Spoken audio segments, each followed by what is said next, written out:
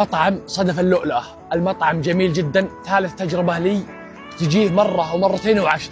ندخل ونجرب ونشوف ايش عندهم، بس القفازات ونشوف داخل كيف تحضير الاكل. بسم الله، قاعدين نطلع الخبز عندهم فريش ما شاء الله تبارك الله، يا سلام. شوفوا الخبز كيف شوفوا طراوته كيف ما شاء الله، يا سلام يا سلام. وهذا تحضيره برصد ما شاء الله تبارك الله، يا سلام يا الشغل. هذا قسم الكباب، انا ودي اروح الشاورما، تعالوا بوريكم عندهم كم سيخ. وهذا قسم الشاورما، عندهم 3 سياخ ما شاء الله تبارك الله، اول مره بحياتي اسويها، يا سلام يا الشغل.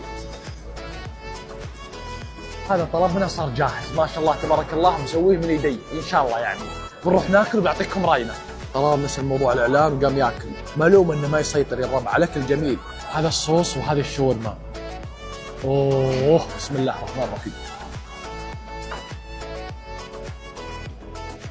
لذيذ والله لذيذ. بنجرب برصد الحين، شوفوا اوه يا الشغل. خبزتي كبيره بس عادي، دقيقه لازم تشكلها، شوف بطاطتين وتقول بسم الله، اصبري وتقول بسم الله وتجرب.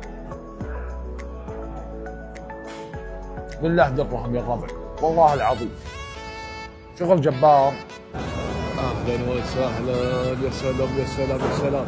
هذا عيش بلبل وجبن ساير، رهيب وما تكفي وجميل وما تكفي. عز الله ان المطعم جميل جدا، ان شاء الله تجونه وتجربونه وجعله مهابيط العافيه. اي والله.